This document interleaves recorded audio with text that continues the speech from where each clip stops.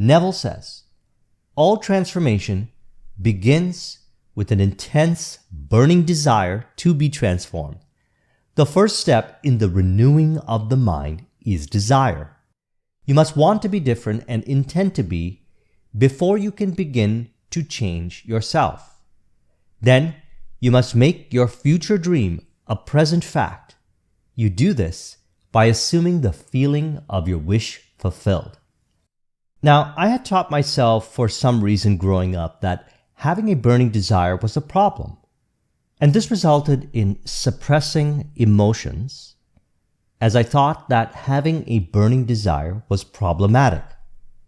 Like if I had an intense burning desire to experience what I want in life, there was a problem with me, which is not true, as you are already whole, complete, fulfilled, and perfect in every way.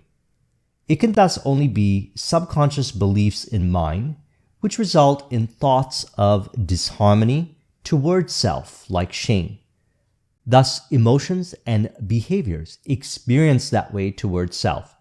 And these beliefs can be released through renewing of the mind. Romans 12:2.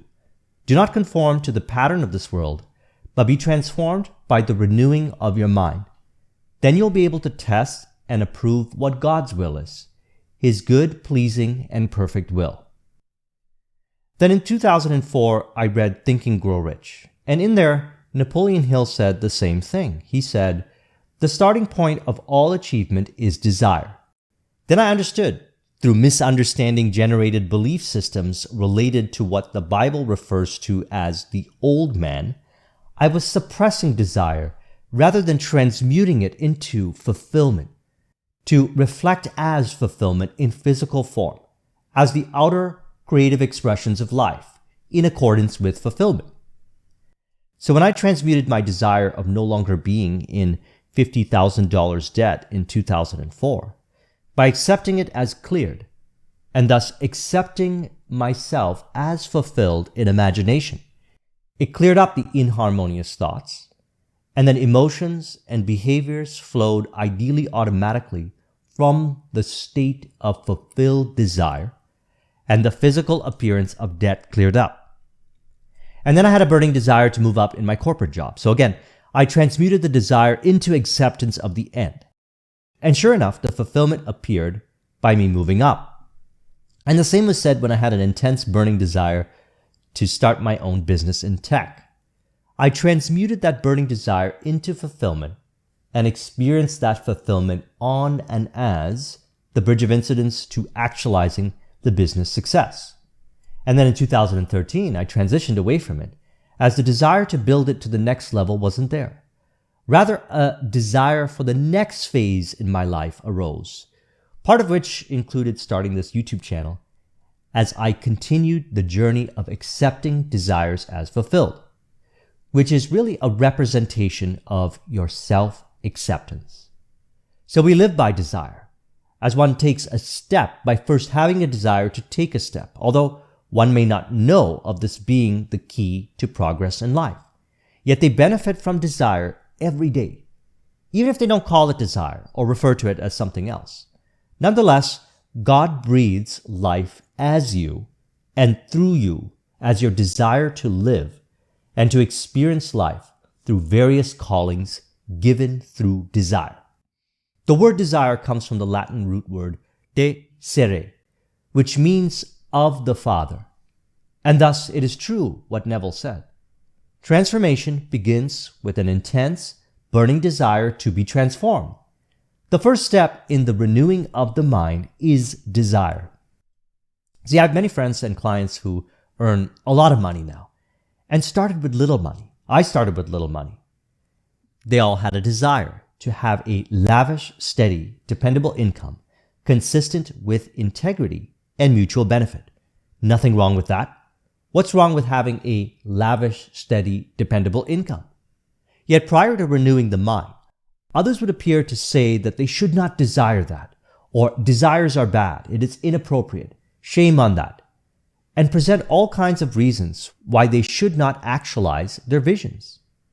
And they were only appearing to reflect beliefs of lack of self-acceptance, which may include shame, presenting thus opportunities for mind purification, as Neville mentioned. The world and all within it is our conditioned consciousness objectified. Consciousness is the cause as well as the substance of the entire world. So then upon realizing that the appearances were not authentic and true to the true nature of self, which is fulfillment, they put off those former conversations representing beliefs of the old man that were appearing by renewing the mind, by accepting an ideal suggestion of, for example, I have a lavish, steady, dependable income consistent with integrity and mutual benefit, which we see clearly now. It makes no sense to deceive yourself, as Neville said one time. Your dimensionally larger self speaks to you through the language of desire. Do not deceive yourself. Know what you want.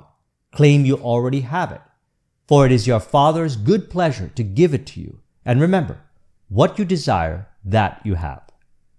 So commit to your vision and give no further attention to any appearance that appears as denial of your ideals. That's all old man stuff. And allow your ideal state of consciousness to express all that is ideal automatically for you. Mental transmutation. It is the good pleasure of your Father within to take your vision and animate all and appear as all, animated to externalize it for you, as God arises as all through imagination, plays all roles, as Neville said in his lecture, his eternal play. God and God alone is playing the part. This is key. I recommend releasing identification to the belief of soul doership. This belief results in laboring in vain. It's all done for you, as Neville stated in Faith is Your Fortune. Nevertheless, not what I will, but what thou wilt. Mark 14:36. This resignation is not one of blind realization that I can of myself do nothing. The Father within me, he doeth the work. Now let's get even more specific about this with respect to the fact that others reflect our imaginal activity. The following is from his Coin of Heaven lecture, where he also referred to the Hermetica, talking about the two gifts bestowed upon humanity, which were mind and speech. He said, "For all day long one is thinking, and if one thinks, they think in words, and they're talking, they're carrying on inner conversations with themselves. They are conjuring people in their mind's eye, two or more, and then they carry on these dialogues all day long, all into the night. So one can be aware of what they're thinking or not aware of what they are thinking. I refer to this as consciously aware or unaware, and thus subconscious. Consciously aware means one can witness the mental phenomena occurring in mind, these invisible conversations by which they are imagining what they relate to another person, what they relate to themselves, what they relate to each other, and it could be more people as well. Unaware means beyond conscious awareness, thus subconscious, which is not actually hidden from a person, as based on reflection it is apparent. And by that I mean, if one is not aware of the mental conversations, or they believe they are not thinking at all, they can then look at the outer expressions of life to know what they are subconsciously thinking, because, as he said, the world and all within it is our conditioned consciousness objectified. Consciousness is the cause as well as the substance of the entire world. And without shame or condemnation, as they change mental arguments into mental harmonious conversations from the premise of fulfilled desire, so do the arguments disappear in appearances and harmonious conversations appear in appearances. And I've noticed this increasing more and more so each day, ever since I applied Neville's information more so in 2018. See, the world that appears is made up of reflections of what we imagine to be of the one universal cause within each of us that appears, I am. Exodus 3:14. And God said unto Moses, I am that I am. And he said, Thus shalt thou say unto the children of Israel, I am hath sent me unto you. And as mentioned, appears accordingly. Joshua 1:3. Every place that the sole of your foot shall tread upon, that have I given unto you, as I said unto Moses. So there is only one cause within, which arises as and animates all that has arisen. The Father within doeth the work. Soul doership is an illusion. Thus, we imagine what we relate to others, and they appear that way, as he said, conjuring people in the mind's eye. And so, what does he recommend practically we do with this awareness and information? He says, Put off the former conversation. They belong to the old man that is corrupt, and put on the new man by a transformation of mind. And the new man is identified with completely new words. They speak only of kind things. They are incapable of any unlovely thought in the world. They are incapable of even listening to the unlovely, for inwardly they speak only the kind, only the loving things of the world. And then sure enough, these conversations physically appear in some shape or form. Others appear to say the same things we are imagining. I experience this everywhere. And one may point to visible causes or reasons. There is no other cause than the one universal cause within, I am, that takes what is imagined and animates all that appears to appear as what is imagined. And conscious application of the law is ongoing until your heaven on earth is perfectly actualized, as he said. For the solution of all problems lies just in this. The second man, the Lord from heaven in all of us, is trying to become self-conscious in the body, that he may be about his Father's business. What are his labors? To imitate his Father, to become master of the Word, master of his inner talking, that he may mold this world of ours into a likeness with the kingdom of love.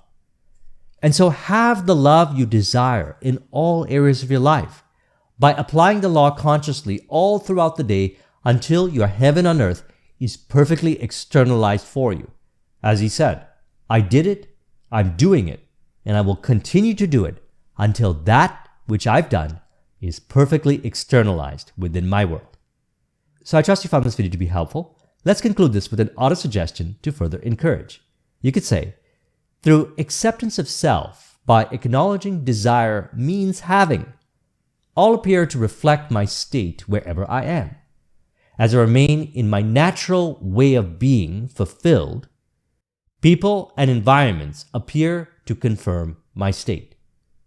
If you would like a copy of this mind map, the link is in the description. Thank you very much for watching. I'll talk with you soon. Take care.